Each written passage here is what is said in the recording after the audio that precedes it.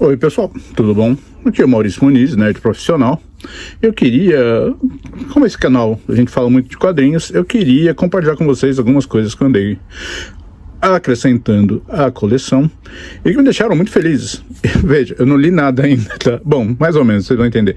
Eu não li nada desses gibis, eu só dei uma pesquisada e conversei com algumas pessoas sobre e fui atrás de alguns. Vou mostrar para vocês primeiro os que eu fui atrás especificamente e depois os que assim caíram à toa, assim, caíram por acaso na minha frente, eu acabei pegando também.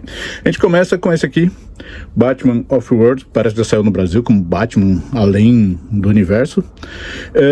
Veja, hoje é difícil comprar, atualmente é difícil comprar um gibi novo de super-heróis, tá? Eu acho que os caras não estão fazendo um bom trabalho, um monte de coisa que a gente já falei por aí, até nas minhas redes sociais, né?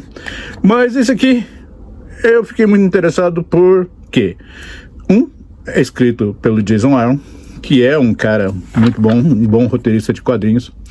2, os desenhos são do Doug Mahnke, que é um cara que eu admiro desde os anos 90, eu acho muito bom o desenho dele. E 3, finalmente, me foi indicado como uma boa leitura, um bom gibi, por uma das 4 ou 5 pessoas que eu confio na opinião quando falam que um gibi é bom, né? Meu amigo Marcelo, aliás. Então, ele elogiou tanto que eu fui atrás e resolvi pegar esse aqui. O próximo é este aqui. Se você acompanha essas listas gringas de material do que está sendo elogiado lá fora, você deve ter visto que esse quadrinho, Assorted Crisis Events, foi escolhido como um dos melhores do ano passado, né? Ele saiu no ano passado, esse é o primeiro encadernado que já saiu. O roteiro é desse Dennis Camp, que me parece estar fazendo Ultimates na Marvel e o Manhunter, Marvel Absolute, Marvel Manhunter. É Absolute que chama? Eu não acompanho essa linha, não fui com a cara dela. Na DC, né? Absolute Manhunter. E sobre o que é? E, claro, as cores de quem? Jorge Belair, né? Que está em todos, 95% dos gibis. Hoje, se você for abrir e ver de quem são as cores, é de Jorge Belair. E é um gibi meio de ficção científica, pelo que eu entendi. É um lugar onde várias linhas temporais começam a se confundir, a se misturar, e cada história é uma história fechada sobre pessoas que moram nesse lugar. Então tem gente que se encontra a si mesmo em vários momentos diferentes da vida, tem gente que vira uma esquina e vai se ver no meio da Segunda Guerra Mundial. É um gibi muito elogiado. Pelo que eu andei lendo, eu tenho quase certeza que tem algum nível de lacração aqui, mas eu resolvi apostar e ver o que daria, porque ele deixou muito interessado. Eu já adoro esses temas de viagem no tempo, discrepância temporal, essas coisas, e fiquei muito interessado. É da Image, né, que é sempre para mim, quase sempre para mim, sinal de qualidade, então resolvi pegar esse aqui. Depois eu comento o que eu achei. O próximo é Spawn Kills Everyone, falando em Image Comics, né? Cara, durante muito tempo eu não fui tão fã do Spawn. Eu quando tentei ler ali no começo dos anos 90, não curti, foi até o número 25 para perceber que eu não estava gostando. Mas depois que eu escrevi o livro da Image e traduzi mais de 100 edições do Spawn, eu comecei a dar um valor pro Spawn, que é um gibi legal, no mínimo é um gibi divertido, principalmente nas fases ali posteriores ao McFarlane escrevendo, até que ele fica melhor. Esse aqui, por acaso, é escrito pelo McFarlane, tá? E é uma brincadeirona, tá? Saiu um especial com esse nome antes, Spawn Kills Everyone, e depois vendeu tão bem, esgotou, que virou uma minissérie também. Os caras fizeram mais 4 edições. E basicamente, a gente pode ver na capa, é o Spawn, o gibi já fala, né? A sinopse já fala que é uma brincadeira com a cultura pop, né? Comentário sobre a cultura pop. E aqui a gente já vê, né? O Spawn, aparentemente vencendo o pessoal do Thundercats, o Thor, Indiana Jones. mais outras coisas, Pokémon, né, o Super Mario, o Thanos, o Homem de Ferro, e mais umas referências que nem eu peguei ainda. E é basicamente isso a história, é ele lutando contra todo mundo, assim, Spawn destruindo todo mundo, Walking Dead, Indiana Jones, tem várias brincadeiras com vários personagens de outras editoras, de outras franquias, né? Então parece um gibi bacana o bastante, e eu achei bem baratinho para comprar.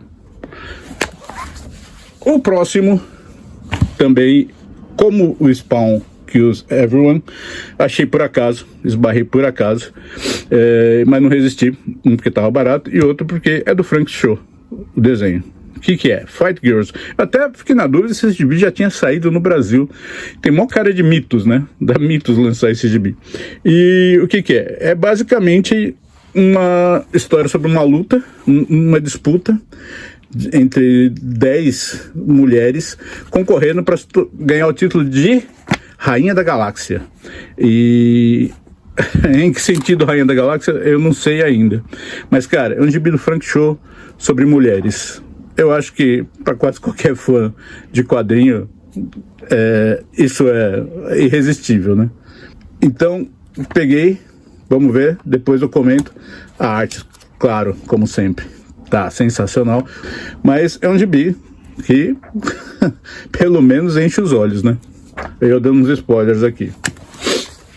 Em seguida, isso aqui eu achei meio que num desses, meio que o OLX da Inglaterra. O cara tava vendendo isso aqui. Acho que eu nunca mostrei esse gibi.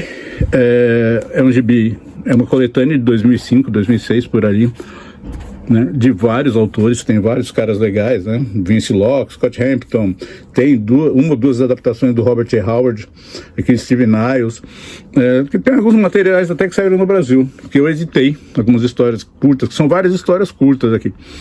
A história de zumbi, naquela coletânea Zumbis, que saiu pela Gal Editora. Eu editei algumas dessas histórias aqui, umas 2 ou 3 que estão aqui, saíram naquele volume também.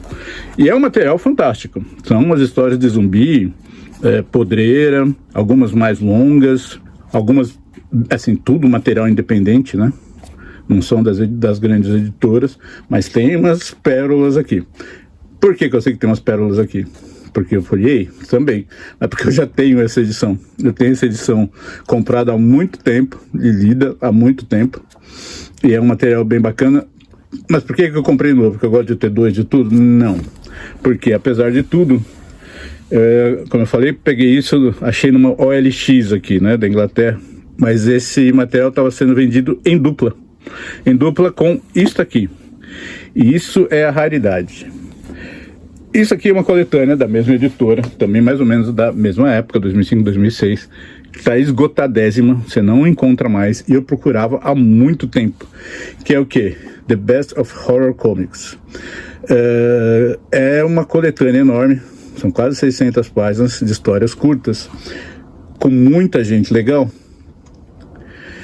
que pega quadrinhos de terror desde os anos 40, tá? Sempre tem uma introdução a cada uma das épocas, e tem os materiais, nossa, assim, para quem gosta de quadrinho de terror, isso aqui é fantástico. Ele pega uma boa parte das histórias aqui dos anos 40 e 50, é antes do Comics Code, né? Antes de vir a censura aos quadrinhos.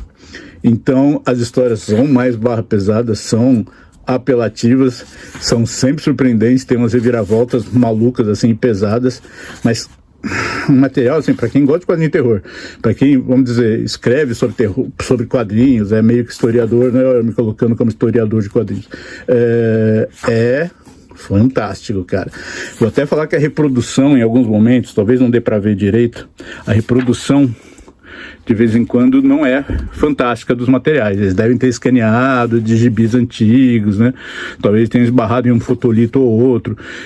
Até tem gente que critica, mas eles fizeram essa coleção, mas não tem nada da Marvel e da DC, e que também poderia entrar, mas não devem ter colocado porque o licenciamento é caro. Realmente, pode ser, por isso.